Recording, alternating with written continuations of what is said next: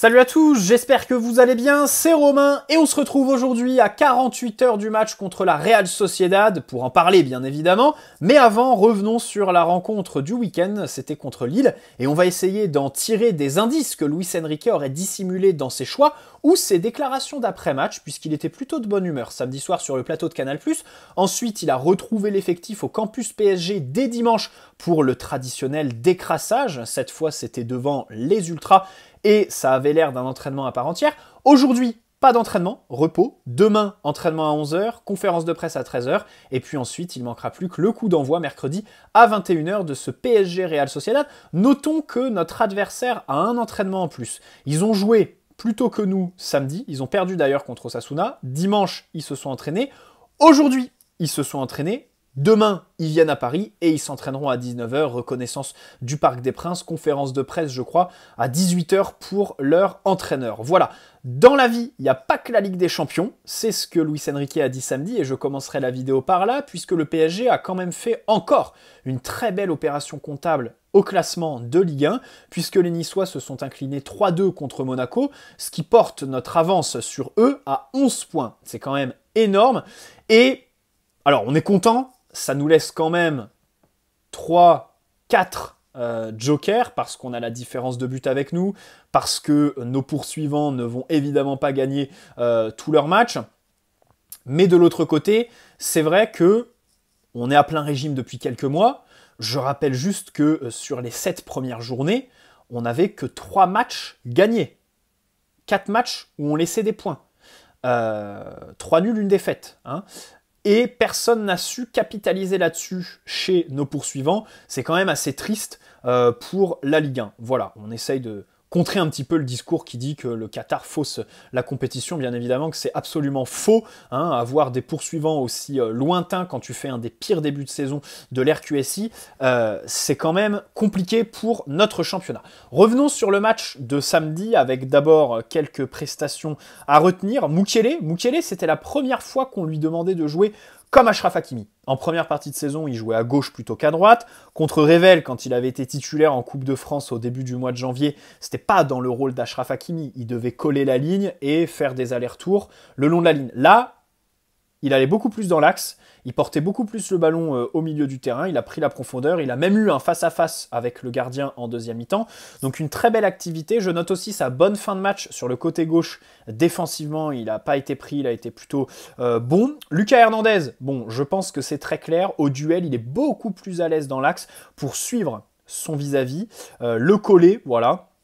Il a vraiment gêné son adversaire samedi soir. Et puis même avec ballon, je le trouve plus intéressant dans l'axe quand il le porte, un peu à la Kimpembe, des conduites de balle sur 30-40 mètres, ou même ses passes en fait, les renversements et tout ça. C'est quand même très intéressant. On a hâte de voir Nuno Mendes revenir au poste de latéral gauche pour pérenniser Lucas dans cette position axiale. Bon, Beraldo, son début de match est quand même très compliqué, même techniquement. Il y a plein de relances qu'il loupe. Du coup, on note le sursaut, si on peut appeler ça comme ça, puisque derrière, il n'a pas complètement sombré, tout n'est pas parfait dans son match, mais voilà, ça n'a pas été un match qui, sur la globalité, est pitoyable. Bien sûr, il se fait prendre sur le but, et comme je l'ai dit, début du match, c'est pas trop ça, mais après, voilà, il a réussi à se reprendre, sa fin de match dans l'axe a été aussi un peu intéressante, même si, bien sûr, on ne cessera de le répéter, dans les 1 contre 1, c'est un peu compliqué. Bon, venons à un joueur très intéressant en vue du match contre la Real Sociedad, c'est Manuel Ugarte. Parce qu'il a encore fait un très bon match, sûrement son meilleur sur l'année 2024. Ça se tape peut-être avec celui qu'il a fait à Lens, mais je l'ai trouvé plus complet, plus en forme encore, samedi soir. Alors, premier point, il performe dans une équipe qui fait du contre-pressing, comme au début de la saison. Dénominateur commun de tout ça, Mbappé n'était pas dans l'équipe. Alors si on se projette très loin, on pourrait se dire que peut-être que le départ d'Mbappé pourrait libérer Manuel Ugarte puisque l'équipe jouerait beaucoup plus haut, ferait beaucoup plus de contre-pressing avec évidemment le joueur qui court pas en moins. Bon, ça relève du complotisme. Maintenant, pour le match de mercredi, c'est compliqué. La tendance est plutôt négative pour lui.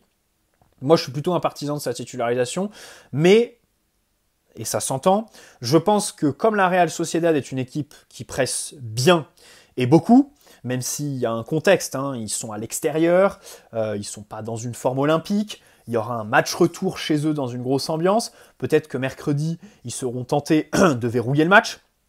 Mais je pense que voilà, face à une équipe qui presse comme ça, Luis Enrique préférera mettre de la qualité technique à la première relance, parce que c'est vrai que Manuel Ugarte souffre face aux équipes qui pressent, et souffre plus généralement en Ligue des Champions, hein, parce qu'on n'oublie pas sa phase de groupe sa phase de poule qui a été quand même très très loupée. Indice. Il a fini le match samedi soir. Hein. Fabian Ruiz, Ousmane Dembélé, Lucas sont sortis très tôt. Lui a fini le match. En général, c'est mauvais signe pour ta titularisation en Ligue des Champions la semaine qui suit. Et puis surtout, en fait, ce qu'il a pour lui, Ugarte, c'est que si en deuxième mi-temps, face à la Real Sociedad, tu as Ugarte sur le banc, s'il y a 0-0 et que tu veux absolument aller marquer un but, bah, tu le fais rentrer pour t'aider à contre-presser, à maintenir ton bloc haut. C'est vrai qu'il est plutôt intéressant là-dedans. Maintenant, si tu gagnes 2-0 et que tu veux fermer le match, avoir le contrôle, tu le fais rentrer. Il a montré ces derniers temps, et encore plus sur la fin de match à Lille samedi, qu'il est très bon pour défendre la surface. Voilà. Pour protéger ses défenseurs centraux, il est bien placé. Au duel, il est plutôt bon. Alors après, Ugarte, c'est quelqu'un qui dépend aussi beaucoup de ses adversaires. Ça, c'est quelque chose qu'il faut prendre en compte avec lui.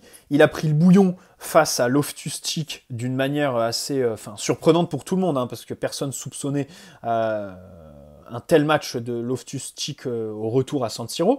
Mais Ugarte avait pris le bouillon, tout comme à Newcastle, face à des milieux qui sont athlétiques et qui résistent au duel. Ça, c'est une réalité en fait. Hein. Ugarte, quand le milieu est grand, quand le milieu est large, quand le milieu déménage un petit peu, c'est vrai qu'il peine tout de suite. Alors, à la Real Sociedad, bon, Zubimendi, c'est pas non plus, je crois qu'il fait à peine 1m80. Par contre, il y a Michael Merino, que Luis Enrique connaît bien, puisque c'est lui qui l'a convoqué pour la première fois en sélection espagnole quand il était sélectionneur. Et ce bon vieux Merino, qui est vraiment un basque pur, hein. Il est né à Pamplune, il a eu une pige à l'étranger, mais il est revenu à la Real Sociedad, enfin, il a vraiment la belle vie au Pays Basque, et donc il fait 1m89 pour 83 kg. Peut-être que c'est un profil qu'Ugarte n'apprécie pas vraiment. Donc voilà, tant de questions qui, je pense, ont une réponse objective rapide, hein. Il ne sera pas titulaire mercredi. Je ne vois pas Luis Enrique le titulariser. Après, il a aussi des atouts à faire valoir.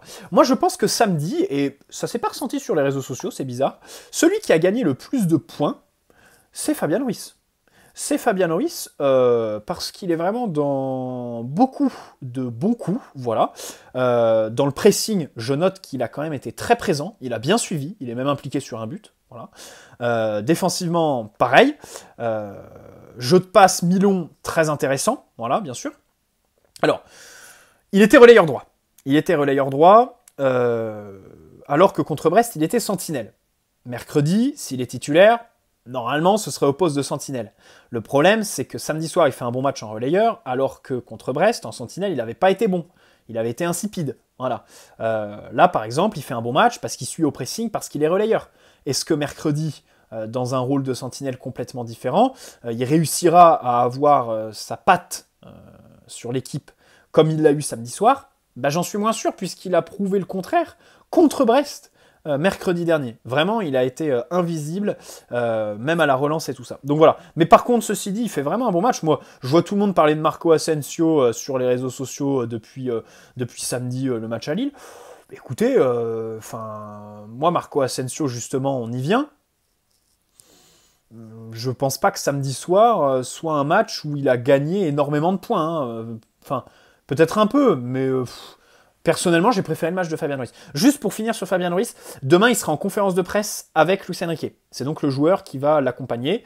Il y a des gens qui voient un indice quant à une potentielle titularisation mercredi. Je leur répondrai qu'avant le match retour contre Newcastle au Parc le 28 novembre, c'était Vitinha qui était appelé en conférence de presse.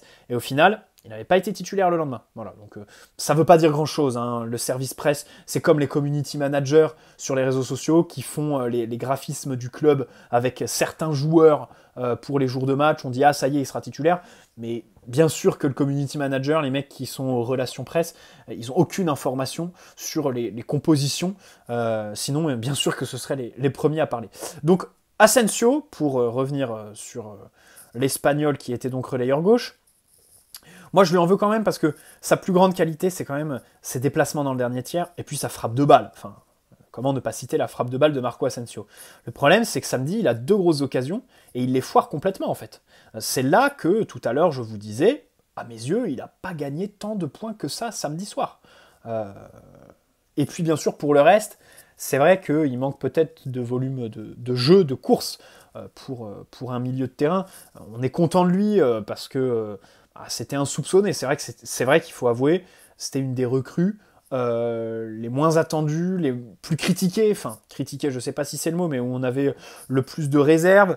Il s'est blessé et tout ça. On l'a un peu oublié. Son retour de blessure, il était quand même dans un état déplorable, le garçon. À chaque fois qu'il rentrait, il faisait des passes à l'adversaire, il envoyait des tirs au 7e ciel. Là, il se reprend bien.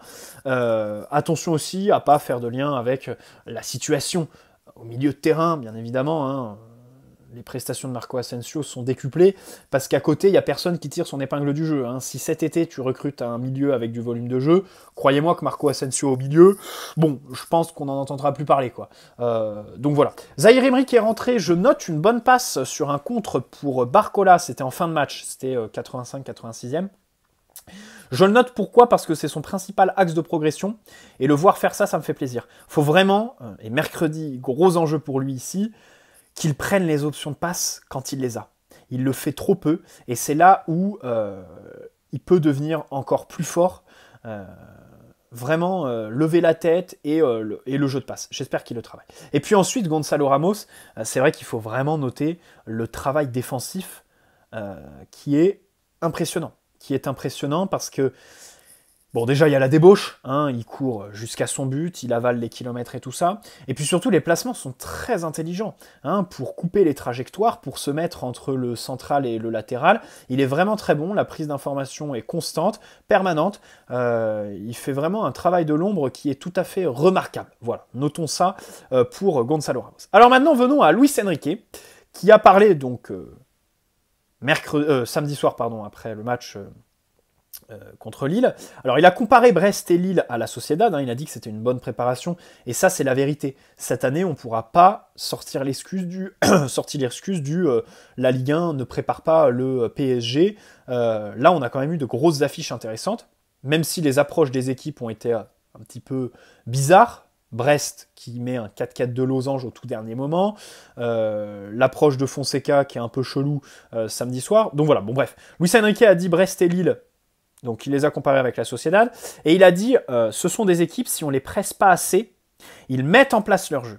Et ça donne un indice sur l'approche du match de mercredi soir. Moi, quand je vois Luis Enrique faire un lien entre Brest, Lille et la Sociedad, dire que si on les presse pas assez, ils mettent en place leur jeu, bah en fait, je m'attends à voir mercredi le même PSG qu'on a vu contre Brest et Lille, à savoir un PSG très intense, qui fait un énorme contre-pressing. En plus, contre Brest, l'investissement de Kylian Mbappé était tellement rare que ça a tout d'une préparation du match contre la Real Sociedad. Essayer de mettre au diapason Mbappé au moment phare de la saison, pour mercredi justement, avoir cette approche de pressing, aller les asphyxier, garder le ballon. Donc moi je vois bien le PSG faire ça, et Luis Enrique a quand même laissé cet indice, et je pense que c'est une approche plutôt logique, parce que la clé va être d'ouvrir le score très rapidement bien sûr, face à une équipe qui en deuxième mi-temps normalement flanchera.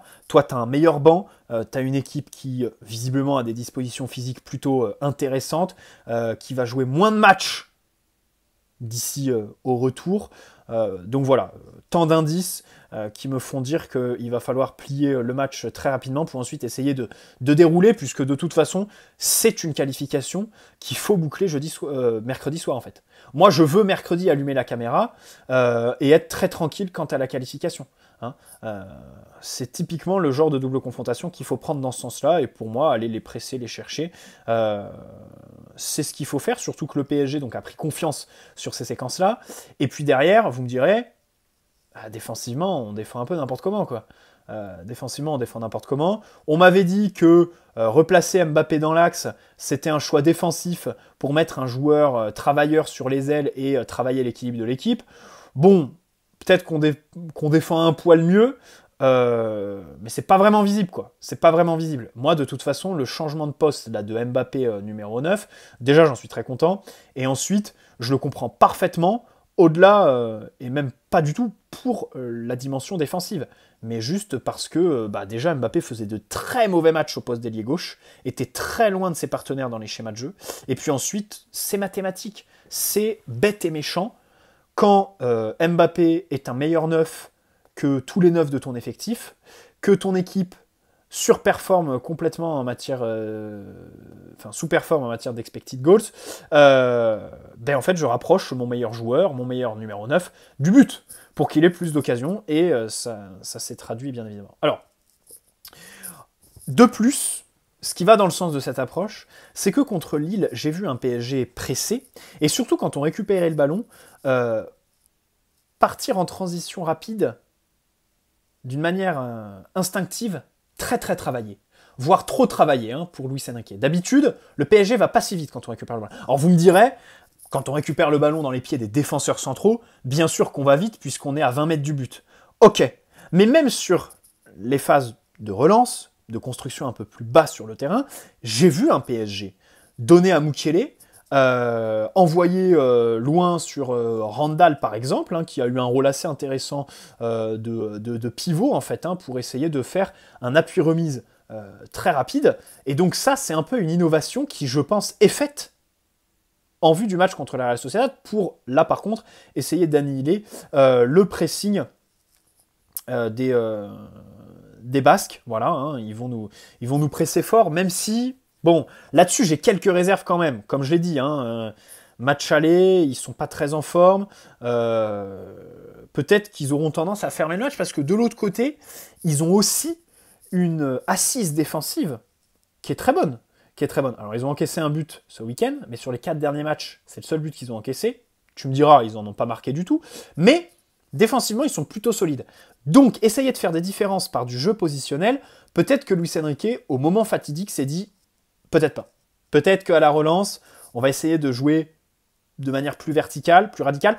Peut-être aussi, c'était du fait de la présence d'Ousmane Dembélé, qui était plus trop là ces derniers temps. Là, samedi, c'est vrai que quand tu remontes le ballon, il est là, il descend, et puis il descend pas pour faire des passes aux défenseurs centraux. C'est tout de suite pour faire des passes en profondeur, pour aller chercher les intervalles, les attaquants et tout ça. Donc ça, c'est une dimension quand même très intéressante. Vu que défensivement, ils sont forts, pourquoi pas essayer de jouer plus rapidement à la relance, ce qui pourrait essayer d'ouvrir le match. Alors là, je pense que je suis un peu rêveur, dans le sens où je vous dépeins un match qui va être ouvert, avec un PSG qui fait les transitions rapides, les machins. Je pense qu'il faut prendre un peu plus de mesures, parce qu'il y a une hypothèse, selon laquelle le match est chiant en fait.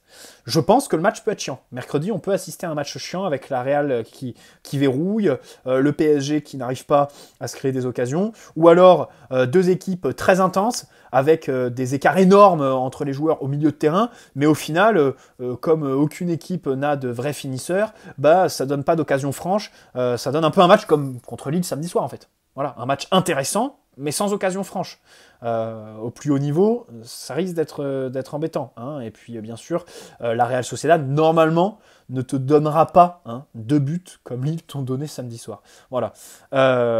Ensuite, sur la déclaration où Luis Enrique dit « Relax, ça fait 15 jours qu'on entend parler de la Ligue des Champions, il n'y a pas que ça. Voilà, en gros... il adopte la bonne posture pour moi. Il adopte la bonne posture. Alors moi, je me dis, qu'est-ce qu'il aurait dit les autres années, vu les contextes absolument hystériques dans lesquels on abordait nos matchs de Ligue des Champions. Et ça me fait un lien avec, déjà un bon point, je trouve, pour ce match, c'est la sérénité autour. Alors, peut-être que c'est parce que c'est la Real Sociedad. Si ça avait été le Real Madrid, le Bayern, Manchester City, peut-être qu'il y aurait une tension beaucoup plus palpable. Mais là, je trouve que, bien sûr, c'est le sujet des débats. Si tu regardes la chaîne YouTube, bien sûr que moi, je vais te parler de la Real Sociedad à chaque fois. Mais sur les réseaux sociaux, dans les médias, j'ai pas vu un climat mauvais, pesant, à en faire des tonnes sur la rencontre. Pas de polémique aussi. Ça, c'est du fait du club aussi, donc c'est quand même intéressant. Pour une fois, on aborde un huitième de finale d'une manière très sereine, et avec le 11 type, en fait. Enfin, le 11 qui a été, avec la possibilité d'aligner le 11 des joueurs qui ont le plus joué cette saison, ensemble. Parce que vous me direz, bon, il y a Nuno et Kimpembe qui sont pas là, mais ils étaient déjà pas là au match retour contre le Bayern l'année dernière. Et pour tous les autres joueurs, bah en fait, ils sont à notre disposition. Ils sont plutôt en forme, puisqu'on a eu un papier du Parisien hier, après les bruits la semaine dernière de potentiels problèmes athlétiques au PSG. Eh bien, ils se sont procurés. Alors, bon, je pense qu'ils n'ont pas peiné à se procurer les données, hein, puisqu'ils ont dit on s'est procuré des données du club. Je pense qu'en réalité, c'est le club qui a fait fuiter ça directement par Dominique Sévérac pour essayer d'éteindre l'incendie, si on peut appeler ça comme ça, puisque ça tournait un petit peu. Mais au final, le PSG est la 6e équipe sur la phase de poule de Ligue des Champions en termes de course à haute intensité par match. Et c'est la première équipe en termes de sprint par match en phase de poule de Ligue des Champions. Donc c'est quand même des statistiques qui sont très rassurantes. Après, elles sont à mettre en relation aussi avec le groupe qu'on avait. Hein. Il n'y avait pas de petits. On a joué notre qualification jusqu'au bout. Bien sûr que les équipes, quand elles bouclent leur qualification et que le dernier match il est anecdotique, tu vas faire moins de sprint. Là, quand tu joues Milan, Dortmund et Newcastle, bon, je pense que ça te pousse dans tes retranchements physiques. Donc, voilà la petite nuance qu'on pourrait poser sur ces chiffres. Maintenant, ils sont quand même plutôt rassurants. Mais l'impression visuelle, globalement, face à Lille samedi, de toute façon, je l'ai dit dans le débrief, c'est que physiquement, les joueurs m'ont bien rassuré.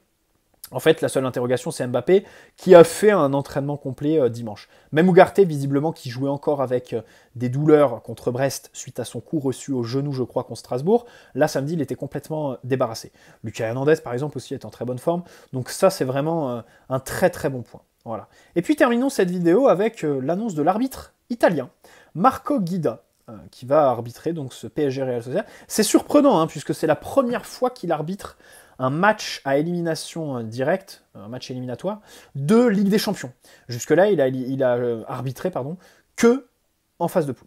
D'ailleurs, il avait arbitré le PSG Leipzig, victoire 3-2 au Parc des Princes, c'était il y a 2 ans. Et rappelez-vous, à l'époque, il avait sifflé 2 pénaltys. Celui transformé par Messi et l'autre que Mbappé avait loupé. Voilà. Et c'est un arbitre qui n'hésite pas à siffler penalty, hein, mais vraiment, hein, à toute étape du match, en toutes circonstances. Donc quand on sait la propension du PSG déjà à se jeter dans la surface, Mbappé, Kolo Muani, Dembélé, quand on sait aussi que au final, le penalty, c'est un peu l'histoire de notre saison, hein, puisque celui contre Newcastle nous la sauve quand même bien, hein, cette saison, on peut noter ça. S'il y a un penalty sifflé mercredi, moi c'est le seul truc que je note de cet arbitre qu'on a hâte de découvrir, on va pas se mentir, parce que c'est pas un Anthony Taylor ou Turpin, qui aussi officie souvent au plus haut niveau. Bon bref, bonne soirée à tous, n'hésitez pas à poser un like si cette vidéo vous a plu, vous abonner si ce n'est pas déjà fait, et donc on se retrouve demain pour la dernière vidéo, on parlera du 11, là on parlera des joueurs de manière beaucoup plus individuelle, et puis collectivement des enjeux un petit peu de ce PSG Real Sociedad. Allez, ciao les amis, prenez soin de vous avant tout.